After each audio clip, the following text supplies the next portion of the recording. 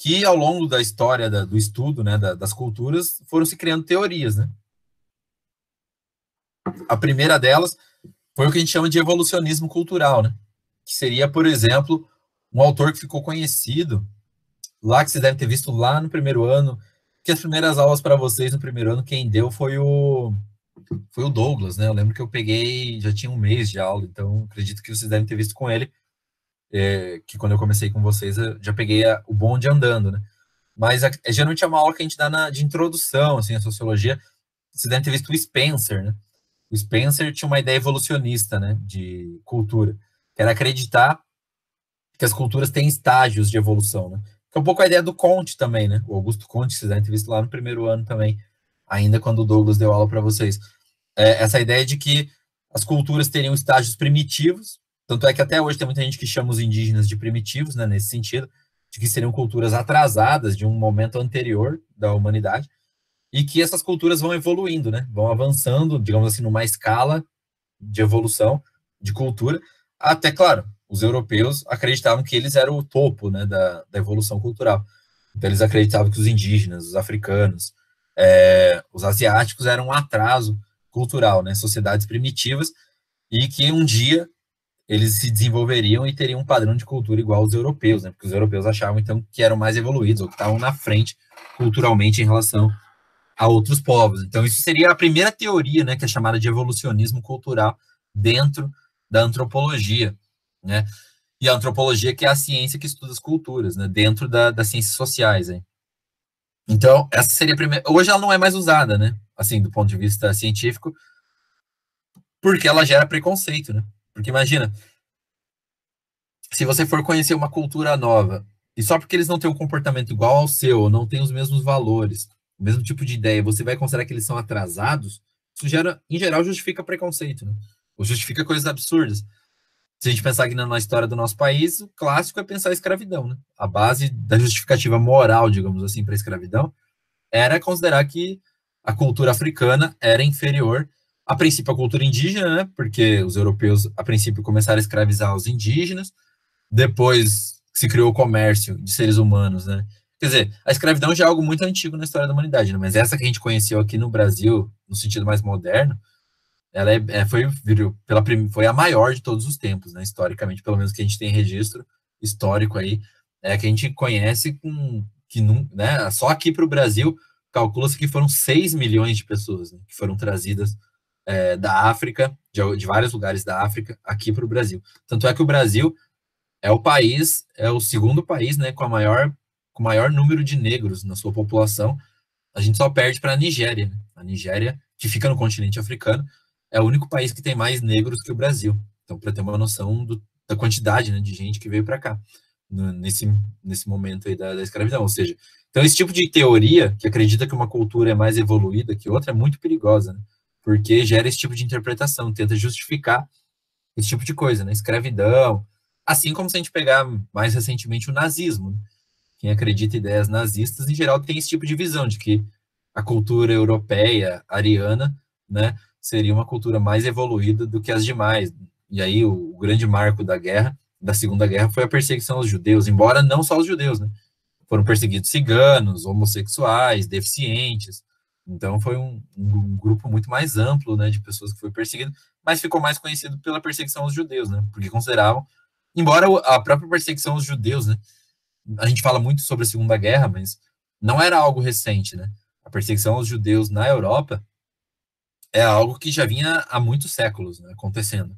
Inclusive, talvez muitos de vocês que têm origem europeia, as famílias talvez tenham vindo para cá em algum momento, às vezes, talvez por essa perseguição, né? Se a sua família é de origem judia, talvez entre o século XIX e XX, até antes da Segunda Guerra Mundial, talvez sua família tenha vindo para cá se for de origem judia em algum lado, talvez por conta disso, né, para fugir dessa perseguição histórica que os judeus tinham na Europa, né? Então, isso é o perigo desse tipo de teoria, né? E aí, para substituir esse tipo de teoria, que hoje na antropologia, né, não é mais usada, não é mais levada a sério, veio o que a gente chama de culturalismo, né, que aí já adotando uma perspectiva dizendo que as culturas têm uma lógica própria, né, que aí já é uma perspectiva de relativizar. Claro, o evolucionismo social, ele é visto como etnocêntrico, obviamente, E, uma coisa, não confundir. Claro que essas ideias, o Spencer, especialmente, né? O Spencer trouxe essas ideias a partir. O Spencer, depois da publicação do Darwin, né? Da origem das espécies, ele tentou fazer uma adaptação mesmo, né? Da teoria do Darwin para explicar as culturas. Então tem que tomar cuidado. Na biologia faz todo sentido. Até hoje é um parâmetro da biologia a teoria da evolução das espécies do Darwin, né? Então tomem cuidado. O que o Spencer fez, por exemplo, o que o Comte fez, foi uma espécie de adaptação, né? Que hoje não é mais levado a sério nas ciências sociais, mas na biologia, com a teoria do Darwin, isso é usado. Então cuidado, porque eu já vi tem aluno que confunde às vezes, né? Então tomem cuidado. Uma coisa é pensar isso na biologia, outra coisa é nas ciências humanas, né? Então, nas ciências humanas, né, isso não é mais usado pelo tipo de problema que eu acabei de explicar aqui, escravidão, nazismo e por aí vai. Então, um dos primeiros caras a combater esse tipo de ideia foi um alemão chamado Franz Boas, né, que criou uma teoria chamada culturalismo. Né? Para ele, o que é isso? Culturalismo é dizer que cada cultura tem sua lógica própria, então não tem como você julgar uma cultura pela outra. Porque cada cultura tem sua lógica. Por exemplo, a gente discutiu aí nas últimas aulas indústria cultural. Para uma cultura que não valoriza a indústria cultural, que não valoriza essa cultura de massa, de consumo, né, de todo mundo querer comprar iPhone, de todo mundo querer ter roupa da moda, todo mundo querer, sei lá, ter carro, moto, para quem não valoriza isso, não faz sentido, né? Você querer comprar loucamente ou trabalhar. Tem gente, às vezes, que trabalha 60 horas por semana, né? Porque quer comprar tudo que for possível comprar. Para uma cultura que não valoriza o consumo desse jeito, não faz sentido, né? Para que acumular coisas? Para que ganhar tanto dinheiro para comprar tanta, sei lá, coisa? Não faz sentido para algumas culturas, mas para a gente faz, né? Então, é só uma diferença cultural. Isso significa ser melhor ou pior? Não, só é diferente, né? É um outro tipo de raciocínio, é um outro tipo de lógica. É isso que o culturalismo tenta dizer, né? Cada cultura tem uma lógica. Então, a partir do momento que eu tenho uma perspectiva de uma cultura, eu vou achar dentro da minha lógica de seguir um caminho A ou B, né? Então, isso não é necessariamente melhor ou pior, só é diferente, né? Então, ele começou a combater essas perspectivas, digamos assim, evolucionistas dentro da análise cultural, né? Com Franz Boas, a ideia do culturalismo. Isso está na apostila também que eu passei para vocês. Depois, uma outra teoria é o chamado funcionalismo, né? O funcionalismo tem a ver com Malinowski, né? Um autor geralmente que é marcado, né? A ideia funcionalista basicamente tem a ver, se a gente pegar na sociologia, tem a ver com o Durkheim, por exemplo, também, que vocês viram lá no primeiro ano, isso aí viram comigo, né? Porque eu lembro de ter passado isso para vocês. O Durkheim tinha um pouco essa ideia, né? Do que seria o funcionalismo. A própria palavra já indica, né? Você procurar qual é a função de uma instituição dentro de uma cultura, né? Então, vamos pensar aqui de uma maneira bem objetiva. Qual é a função, por exemplo, do casamento na nossa cultura, né? Por que serve casar? Algumas pessoas responderiam de um jeito mais simples, reprodução, né?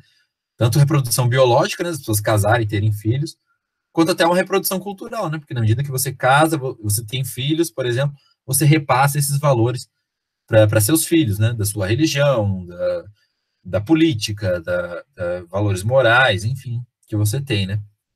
Até a escola, né? Geralmente, se os pais são mais escolarizados, as pesquisas mostram que, em geral, a tendência é que eles incentivem mais os filhos a estudarem e continuarem uma vida acadêmica, digamos assim. Agora, a tendência é que, se os pais forem menos escolarizados, eles incentivem menos os seus filhos, né? Então, a ideia funcionalista seria pensar a partir dessa perspectiva, né? Tentar encontrar ou entender entre uma cultura quais são as suas instituições e qual é a função, né? Então, qual é a função da política, por exemplo, do sistema político? Qual é a função do mercado de trabalho numa sociedade, né? Tanto é que agora, na pandemia, teve essa discussão, né? O que pode parar e o que não pode parar, né? Então, o que são aqueles serviços essenciais? Sei lá, farmácia, mercado, fábricas, né? Isso não parou. Então, ou seja, tentar entender que mesmo às vezes dentro de uma cultura, dependendo do que você pratica, vai ter visões diferentes, funções para o funcionamento daquela cultura, daquela sociedade, daquelas instituições dentro de uma sociedade. Então, a gente pode pensar como instituições a família, a igreja, o mercado de trabalho, as empresas, né? E por aí vai. Por outro lado, uma perspectiva que a gente viu estruturalista, né? Os estruturalistas geralmente o Levi-Strauss, por exemplo, é muito apontado aqui na sociologia, né, como um estruturalista. O que seria pensar o estruturalismo?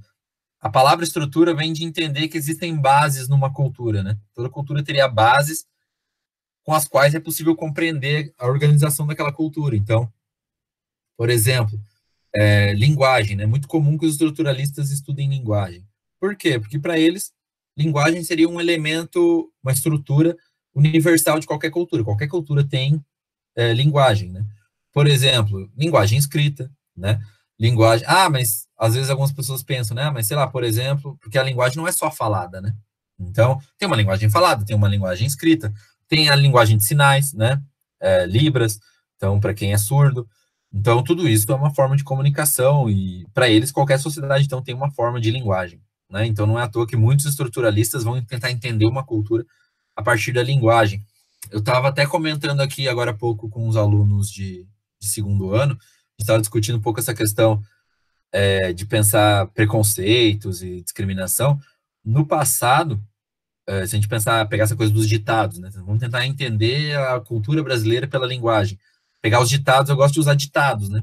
Ditados populares. Então, por exemplo, a violência contra a mulher, né? No passado, a gente tem até, ou ainda hoje é comum, embora hoje essa visão tenha mudado bastante, ou significativamente, mas antigamente era comum as pessoas falarem, briga de marido e mulher não se mete a colher, e pouco importa o que aconteceria, né? O homem podia bater na mulher, podia violentar ela de várias formas, e a sociedade dizia que, sei lá, problema de marido e mulher, a gente não vai se intrometer. Hoje em dia isso já mudou, né? Hoje a gente tem, inclusive, uma lei específica, por exemplo, no caso da Lei Maria da Penha, quando é o caso de uma relação conjugal em que o marido é violento em relação à sua esposa, né? Ou companheiro, enfim, seja o que for, namoro, casamento. Então, olha só, isso já mudou o entendimento, né? E aí, analisando a linguagem, né? Ou seja, pegar um ditado popular como esse, briga de marido e mulher não se mete colher, hoje em dia isso já está mudando, né? A sociedade já entende que mete a colher sim, né? Inclusive chamando a polícia, podendo abrir um processo, um BO, né? E dar entrada a um processo em relação a um marido que seja violento. Então, olha só, isso já seria pensar um estudo da linguagem, né, dos nossos ditados populares e o que eles querem dizer, né?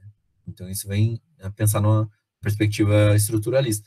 E a última teoria que a gente viu foi a teoria interpretativa, né? No sentido de que, aí pegando um pouco a ideia do Weber, que também é um conteúdo que a gente vê lá no primeiro ano, que é pensar essa perspectiva de qual é o sentido da ação das pessoas, né, em sociedade, de uma cultura. A ideia de que a cultura seria uma teia de significados, né? Então, quando eu pergunto para vocês, por exemplo, por que você estuda, né? Quais são os sentidos que vocês dão para ir para a escola estudar? Para alguns, sei lá, a escola é só uma obrigação. Eu preciso passar pela escola para chegar na universidade, para fazer o que eu quero. Ou é porque meu pai e minha mãe me mandam, porque eles dizem que eu tenho que vir para a escola. Ou por uma questão legal. Eu não tenho 18 anos ainda, então, sei lá, para o conselho não ir lá encher o saco do meu pai e da minha mãe, eu venho para a escola por uma obrigação legal. Tem gente que não, eu venho porque eu gosto de estudar, eu gosto de ler, eu gosto de estudar, eu gosto de, sei lá, fazer contas, cálculos, eu gosto de me desafiar intelectualmente. Enfim, aí depende, né? Seria uma perspectiva, então, interpretativa, ou seja, por isso esse nome, né? Interpretar. Quais são os significados que as pessoas dão ao que fazem? Por quê, né? Por que você vai para a escola? Por que alguém vai trabalhar? Assim como alguém me pergunta, né? Por que você trabalha? Eu posso responder, porque eu preciso do dinheiro para sobreviver. Mas a pessoa pode me perguntar, mas e por que então que você foi ser professor? Você poderia, se a ideia é só se sustentar, você poderia ser, sei lá, você poderia trabalhar numa construção, você poderia trabalhar no mercado, você poderia trabalhar em qualquer empresa, né? Então, aí talvez eu tenha que buscar lá atrás, não sei, alguma tradição familiar, talvez, ou algum outro sentido do porquê escolher ser professor, né? Enfim, então seria um outro caminho. Algo que a gente discutiu ao longo do trimestre.